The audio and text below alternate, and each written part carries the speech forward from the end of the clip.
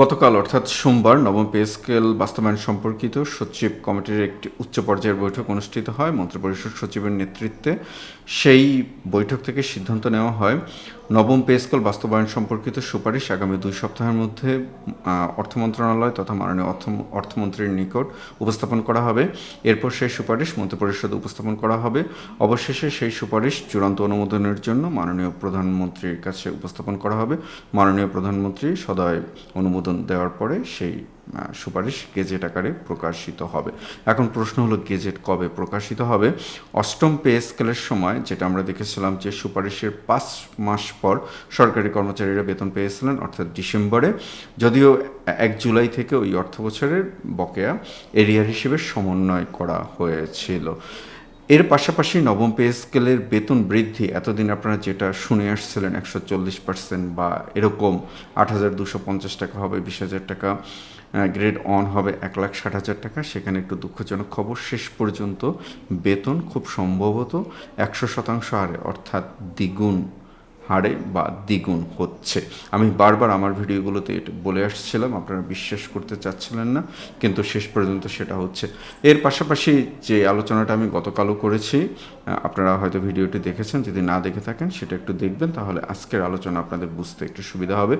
যে গতকাল আমরা যে আলোচনাটা শুনেছিলাম যে পে স্কেল বাস্তবায়ন নিয়ে আইব্যাসের সমস্যা হচ্ছে, মানে খুব কি বলবো, মানে আমার কিছু সীমাবদ্ধতার কারণে আমি এখানে মতামত রাখতে পারছি না বা কোনো মন্তব্য করতে পারছি না।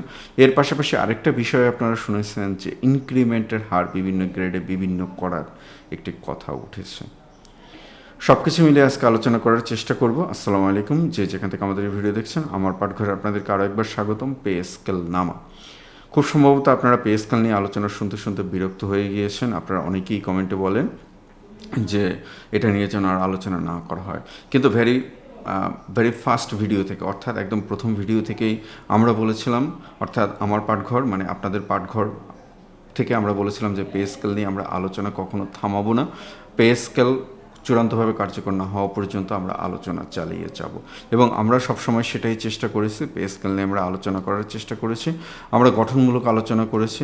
সেই আলোচনাগুলো কখনো কখনো আপনাদের যে চাহিদা সেই চাহিদার সাথে মেলেনি, অর্থাৎ আমরা স্রোতের সাথে গা ভাসাতে পারিনি, আমরা এই ধরনের আলোচনা করতে পারিনি। এই মুহূর্তে বাস্তবায়ন হলো পে স্কেল। মোটামুটি পে স্কেল নিয়ে তখন যে আলোচনাগুলো হতো, খুব সম্ভবত একমাত্র আমার পাঠঘর মানে আপনাদের পাঠঘরেই সেই আলোচনার স্রোতের বিপরীতে দাঁড়িয়ে যেটা বাস্তবসম্মত, যেটা হওয়া সম্ভব বা যেটা হয় সেগুলো নিয়ে আমরা কথা বলেছিলাম। এবং এটা আমরা বলতেই পারি আপনাদের সবাইকে নিয়ে, পে স্কেল নিয়ে আমরা যেরকম তথ্য বিশ্লেষণ করেছি, যে বিপুল পরিমাণ ডাটা আমরা অ্যানালাইসিস করেছি, আমার কাছে মনে হয় না বাংলাদেশে একদম ব্যক্তি পর্যায় থেকে শুরু করে একদম টপ লেভেলের media house, star media house, তারাও এত পরিমাণ ডাটা অ্যানালাইসিস করেছে কিনা। আমাদের এই ডাটা অ্যানালাইসিসের উদ্দেশ্য ছিল যে পে স্কেল যে শুধুমাত্র দুইটি শব্দ নয়, এবং পে স্কেল যে বললেই পে স্কেল হয়ে যায় না, এটা বোঝানোর জন্য। আপনারা নিতে পারেননি, আপনারা বুঝতে চাননি, আপনারা পে স্কেল মানেই বুঝতে চেয়েছেন কেবলমাত্র বেতন বাড়বে। কিন্তু এই যে বেতন বাড়ানোর পেছনে কতগুলো কাজ করতে হয়, এবং ইন্টারেস্টিংলি একটা তথ্য মনে হয় আপনাদের জানা নেই, পে স্কেল দিলে বেতন বাড়ে না, কখনো কখনো বেতনও কমে। তবে সেই আলোচনাটা আমি করব না, তাতে আপনাদের বিরক্তিটা আরও বাড়বে, কারণ আপনারা তো ওটাই চান যে পে স্কেল শুধু বেতন বাড়বে। কিন্তু দেখুন, গত 7-8 মাস বা এই সময়টা ধরে আমার পাঠঘর যে আলোচনাগুলো করেছে, আজকে এইখানে দাঁড়িয়ে আমরা সেই পুরনো ভিডিওগুলোকে যদি দেখে দেখে যদি মেলাতে চাই, খুব সম্ভবত খুব বেশি ভুল বলিনি বা খুব বেশি মানে এমন কিছু বলিনি যে এই কথাগুলো আজকে এখানে এসে মিথ্যা বা অসত্য প্রমাণিত হয়েছে। খুব সম্ভবত হবে না। এর কারণটা হচ্ছে যে পে স্কেলকে আমরা বোঝার চেষ্টা করেছি, আমরা যথেষ্ট ডাটা অ্যানালাইসিস করার চেষ্টা করেছি, আমরা বিভিন্ন সোর্স থেকে যে তথ্যগুলো পেয়েছি সেই তথ্যগুলোকে আমরা অ্যাকুমুলেট করার চেষ্টা করেছি। ফলশ্রুতিতে সব আলোচনা আপনাদের ভালো লাগেনি, কিন্তু বাস্তবতাটা এটাই। আজকে এখানে এসে অর্থাৎ জুনের 7 তারিখে এসেও আমাদের অপেক্ষা করতে হচ্ছে পে স্কেলের জন্য। এই অপেক্ষাটা কি যথার্থ, নাকি এই অপেক্ষাটি কৃত্রিমভাবে করা হচ্ছে। যদি আমার কাছে উত্তর জিজ্ঞেস করেন, আমি বলবো যে না, এই অপেক্ষাটি যথার্থ। কারণ যতগুলো পে স্কেলে হয়েছে, হিউজ পরিমাণে এখানে পেপার ওয়ার্ক করতে হয়, হিউজ পরিমাণে এখানে মিটিং করতে হয়। বিষয়টা এমনটা না যে উইথ ডিউ রেসপেক্ট, গত ইন্টার্ম সরকার তাদের যে প্রস্তাবিত পে স্কেল ছিল সেরকম একটা পে স্কেল ক্যালকুলেটর দিয়ে বসিয়ে শুধু হিসেব করে করে বাড়িয়ে দেওয়া, বিষয়টা এমনটা না। যে সময়টা লাগছে, আমি মনে করি যে আমার জায়গা থেকে আমি যতটুকু বুঝি এটা যথার্থ সময়। তবে এইখানে মূল যে সমস্যাটা হচ্ছে, ব্যক্তিগতভাবে আমার দৃষ্টিকোণ থেকে সেই সমস্যাটা হচ্ছে যে কর্তৃপক্ষ, অর্থাৎ নির্ভরযোগ্য কোনো উৎস বা দায়িত্বশীল কোনো সূত্র পে স্কেল সম্পর্কে নিয়মিতভাবে ব্রিফিং করছেন না।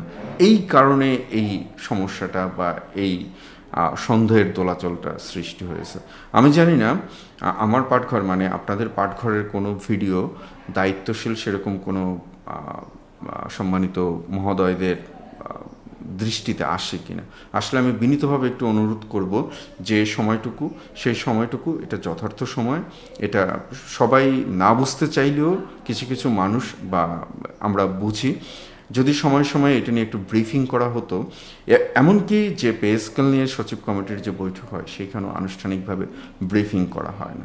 তো সুতরাং যেই তথ্যগুলো মানে অনেকটা লিক হয়ে আসছে অথবা ঘুরে আসছে, সেখানে একটু তথ্যের একটু পরিবর্তন হতেই পারে। আমি একটু বিনীতভাবে অনুরোধ করব আপনাদেরকে যে যদি সেরকম দায়িত্বশীল কোনো কর্তৃপক্ষের নজরে যদি আমাদের এই ভিডিওটি পড়ে।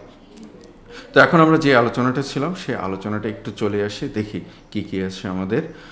জরুরি নির্দেশনা। মন্ত্রিপরিষদ সচিব নাসিমুল গনির সভাপতিত্বে গত সোমবার 6 জুলাই অনুষ্ঠিত উচ্চ পর্যায়ের অতিরিক্ত বৈঠকে আগামী 2 সপ্তাহের মধ্যে নবম পে স্কেলের প্রস্তাবিত সুপারিশসমূহ মন্ত্রিসভায় পেশ করার জন্য অর্থ বিভাগকে নির্দেশ দেওয়া হয়েছে। অগ্রগতি: যদি আগামী সপ্তাহে মন্ত্রিসভায় এটি উপস্থাপন সম্ভব না হয়, তবে পরবর্তী সপ্তাহে এটি অবশ্যই পেশ করার ডেডলাইন দেওয়া হয়েছে। অর্থমন্ত্রীর সম্মতি পাওয়ার পর প্রস্তাবটি অনুমোদনের জন্য সরাসরি মন্ত্রিসভায় যাবে।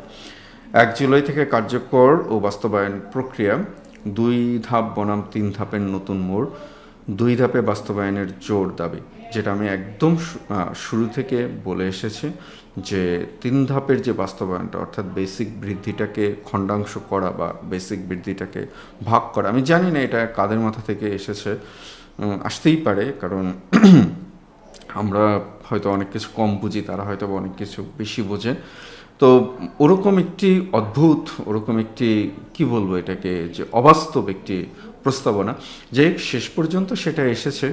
কিন্তু এখন যেই প্রবলেমটা দাঁড় করানো হচ্ছে বা যেই সমস্যাটার কথা বলা হচ্ছে, যে এই সমস্যাটা কখনো মানে আসবে সামনে, এটা মানে আমার ধারণায় ছিল না। কারণ আইসিটি বা টেকনোলজি আমি যতটুকু বুঝি নিজে পড়ি বা নিজে পড়াইও, তো সেইখানে আমাদের যে বেতন, তো সেখানে এখন একটি কারণ দেখানো হচ্ছে। যদি আমি মানে এই যে কারণটির কথা বলা হচ্ছে বা এই বিষয়টির কথা বলা হচ্ছে, দায়িত্বশীল কোনো সূত্রে এই কথাটি বলেননি যে যদি বেতন 2 ধাপে বা 1 ধাপে বা বিভিন্ন ধাপ যাই হোক না কেন, এখন সমস্যাটা যেটা দাঁড়িয়েছে যে আমরা এটাও শুনবো যে বেতন যদি 1 ধাপেও বৃদ্ধি করা হয়, অর্থাৎ একসাথে বেসিক এবং ভাতা বৃদ্ধি সেগুলো যদি কার্যকর করা হয়, সেইখানেও আইবিএসের সমস্যাটা চলে আসবে। এরকম একটা আমরা শুনলেও শুনতে পারি। আমি একটু বলে রাখলাম, দেখা যাক কী হয়। এর কারণটা হচ্ছে যে মানে আমি আবার একটু বলে রাখি, আমার কিছু সীমাবদ্ধতার কারণে আমি সবগুলো মন্তব্য করতে পারছি না। যে যারা বলেন তারা হয়তো জেনে শুনে চিন্তা করে বলেন না। এর আগে অষ্টম পে স্কেল বাস্তবায়নের সময় বা যে কোনো পে স্কেল বাস্তবায়নের সময় হাজার হাজার পৃষ্ঠা লিখতে হতো, সেটা লাখ পৃষ্ঠাও ছাড়িয়ে যেত। কারণ এই যে 24-25 লাখ সরকারি কর্মচারী, প্রত্যেকে যদি একটি করে পে ফিক্সেশনের কাগজ জমা দিতেন, তাহলে 24 লাখ কাগজ জমা হতো এবং সেগুলোকে ম্যানুয়ালি অ্যানালাইসিস করা হতো, ম্যানুয়ালি স্ক্রুটিনি করা হতো। আজকে সেটা কেবলমাত্র একটা ক্লিকেই করা সম্ভব। তো এইখানে এই যে সমস্যাটার কথা বলা হচ্ছে, সেই সমস্যাটা কি ইচ্ছাকৃত সমস্যা, বা সেই সমস্যা কি আলোচনার নতুন মাত্রা যোগ করার সমস্যা? আমি বুঝে উঠতে পারি না প্রিয় সহকর্মীরা, আপনাদের মতামত কি অবশ্যই কমেন্টে জানাবেন। আর 2 ধাপ 3 ধাপের যে আলোচনাগুলো, সেই আলোচনাগুলোর ভিতরে আমি নতুনত্ব পাইনি। গতকালকে কর্মচারী ঐক্য পরিষদ যেই আলোচনা মানে যে প্রস্তাবটা দিয়েছেন সেটা ওই পুরনো প্রস্তাবেরই একটু এনলার্জ। তবে সেখানে একটু কথা আছে, উইথ ডিউ রেসপেক্ট, তারা আমাদের জন্য মানে আমাদের প্রতিনিধি হয়ে যে কাজটা করছেন আমাদের জন্য, সেটা অবশ্যই ধন্যবাদ এবং কৃতজ্ঞতা তাদের প্রতি। তো আমি তাদের দাবিগুলোর সমালোচনা করছি না, আমি শুধু এটুকু বলতে চাচ্ছি যে 3 ধাপের যে কথাটা বলা হচ্ছে, সেখানে প্রথম ধাপে মূল বেসিক বৃদ্ধি, দ্বিতীয় ধাপে বাড়ি ভাড়া ভাতা, তৃতীয় ধাপে অন্যান্য ভাতা। তো দেখুন, প্রথম ধাপে যদি মূল বেতন বৃদ্ধি করা হয় তাহলে বেতনের একটি বড় অংশ মূল বেতন বৃদ্ধিতেই চলে যায়। তারপর হচ্ছে বাড়ি ভাড়া। ক্যালকুলেশনে বাড়ি ভাড়া সাধারণত মানে 20% থেকে সর্বোচ্চ 60 বা 65% পর্যন্ত হয়।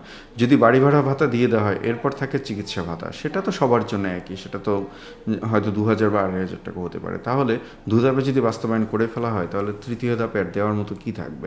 তৃতীয় ধাপে আছে অন্যান্য ভাতাগুলো, যে ভাতাগুলো খুব একটা বেশি বড় ভাতা না, অর্থাৎ চিকিৎসা ভাতা বাদ দিলে সেখানে থাকে আপনার শিক্ষা ভাতা থাকে, যাতায়াত ভাতা থাকে, বা ধোলাই ভাতা বা এই ধরনের ভাতাগুলো থাকে। তো সুতরাং ওইখানে যে প্রস্তাবটা উত্থাপন করেছেন, ওই ডিউ রেসপেক্ট, আমি তা অনুরোধ করব যে আপনারা 3 ধাপের এই সুযোগটা কখনোই দেবেন না, আপনারা 2 ধাপের মধ্যেই থাকবেন।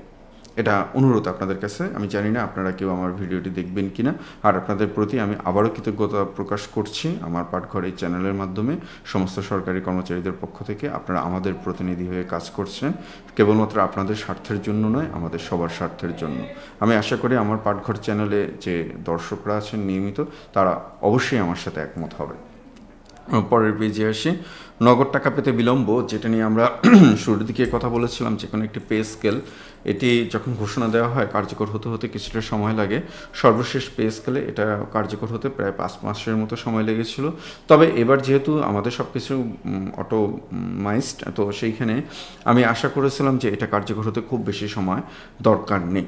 যে সমস্যাটার কথা বলা হচ্ছে সেটা আমি মনে করি যে সেটা কোনো প্রবলেম না, সেটা কোনো সমস্যা না, অর্থাৎ আইবিএসে সমন্বয়। এটা পেপার ওয়ার্কগুলো যদি পেপার ম্যানুয়ালি যদি সেটা করা যায়, তাহলে আইবিএসে কেন করা যাবে না, আমি বুঝে উঠতে পারি না। তো এখনও যেটা আমরা শুনতে পাচ্ছি যে যেটা পে স্কেল বাস্তবায়নের জন্য যে গেজেট সহ আনুষঙ্গিক চূড়ান্ত ঘোষণা, সেটা পেতে পেতে আরও 2 থেকে 3 মাস সময়ের প্রয়োজন হবে। এবং সেটা যেহেতু আগস্ট সেপ্টেম্বর বলা হচ্ছে, 1-2 মাস একটু বাড়িয়ে নেন না আপনারা। আমি আগেও যেই কথাটাতে বলেছিলাম, ডিসেম্বর জানুয়ারি ওখানেই থাকুন, ওখানেই থাকবেন আপনারা। আর্থিক সংকটে বেতন এবং ভাতায় কাটছাট সবচেয়ে চূড়ান্ত মানে সবচেয়ে গুরুত্বপূর্ণ বিষয়, যেটা আমি বারবার বলেছি 142% বৃদ্ধি, 8,250 টাকা, 20,000 টাকা, গ্রেড 1 1,60,000 টাকা, এটা দরকার সময়ের হিসেবে। এবং আমি একদম হিসেব করে আপনাদেরকে দেখিয়েছি যে 2015 থেকে 2025 বা 2026 পর্যন্ত পুঞ্জীভূত মুদ্রাস্ফীতি এবং মূল্যস্ফীতি দুটো ভিন্ন বিষয়। পুঞ্জীভূত মূল্যস্ফীতি আমাদের প্রায় 116 থেকে 122% কাছাকাছি। তাহলে আমাদের ন্যূনতম যে বেতন বৃদ্ধি, সে বেতন বৃদ্ধিটা হওয়া উচিত ন্যূনতম 122%। সেটা কিন্তু এভারেজ 5% ধরে। আমরা যদি সার্বিক মূল্যস্ফীতি বিবেচনা করি, তাহলে সেটা আরও সেটা খুব সম্ভবত 200-200-200-200-র কাছাকাছি, অর্থাৎ বেতন তাহলে আমাদের 3 গুণ বৃদ্ধি করতে হয়। তো সেখানে যারা মানে পে স্কেল নিয়ে যারা কথাগুলো বলছেন, আমি সব সময় দেখছি যে সেই আলোচনাগুলো স্ট্যাটিস্টিক্স সেইখানে নেই, সেখানে ডাটাটা নেই। একটু ডাটাটা নিয়ে একটু দেখাবেন। শুধু আলোচনার জন্য আলোচনা, শুধু সমালোচনার জন্য সমালোচনা, শুধু চাওয়ার জন্য চাওয়া, যে আমরা 11 বছর পে স্কেল পাইনি, এই কারণে আমাদের দ্বিগুণ করতে হবে। বিষয়টা এমনটা না, আমাদের আরও বাড়াতে, আমরা আরও বেশি প্রাপ্য। অবশ্যই একটা স্ট্যাটিস্টিক্স নিয়ে কথা বলবেন। আর এই শেষ সময়ে এসে আমরা যেটা জানতে পারলাম, আমি যেই কথাটাতে আগেও বলেছিলাম, এখনও সেটাই, অর্থাৎ বেতন 100% অর্থাৎ দ্বিগুণ হচ্ছে। এবং এখানে আরেকটা কথা যেটা আমরা শুনতে পাচ্ছি, 60 থেকে 70%, ওটাকে আমি বাদ দিয়ে দিচ্ছি, ওই কথাটা আমি আর নিচ্ছি না। এইখানে যেটা হতে পারে যে আপনাদের বেতন নিচের দিকের যে গ্রেডগুলোর বেতন, সেই গ্রেডগুলোর বেতন 100% বৃদ্ধি পাবে, আর উপরের দিকের গ্রেডের বেতন 90 থেকে 95% এরকম বৃদ্ধি পেতে পারে। আর বিশেষ প্রণোদনা বা বিশেষ সুবিধা, সেটা যদি বাতিল হয়ে যায়, তাহলে 100% যদি বৃদ্ধি করা হয়, সেখানে কার্যকর হবে 85%। আর যদি অর্থাৎ নিচের দিকের গ্রেডগুলোতে, আর যদি উপরের দিকের গ্রেডগুলোতে 90 বা 95% বাড়ানো হয়, তো সেক্ষেত্রে যেহেতু তারা 10% পায়, সেটা 80 থেকে 85% হবে, যেটা আমি অনেক আগেই বলেছিলাম। আর ভাতা যৌক্তিকীকরণ, এটা নিয়ে তো আমি মানে খুব একটা বেশি কথা বলতে চাই না। এর কারণটা হচ্ছে যে এই আলোচনাগুলো ওই কপি পেস্ট আলোচনা। তবে ভাতা বৃদ্ধি পাবে, চিকিৎসা ভাতা যেটা, সেটা মানে প্রায় দ্বিগুণ আপনারা ধরে নিতে পারেন। অর্থাৎ এখন 1,500 টাকা আছে, মোটামুটি 2,500 থেকে 3,000 টাকা ধরে নিতে পারেন।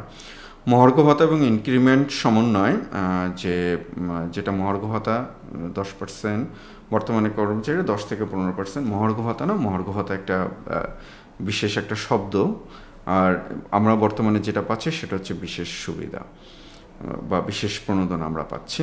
তো সেটা সমন্বয় করা হবে, সেটা আগেও বলা হয়েছিল। আর বাজেট এবং সরকারি ব্যয় 44,000 কোটি টাকা পেয়েছেন, এটা তো আমরা মানে বরাদ্দ রাখা হয়েছে, এটা তো আমরা জেনেছি।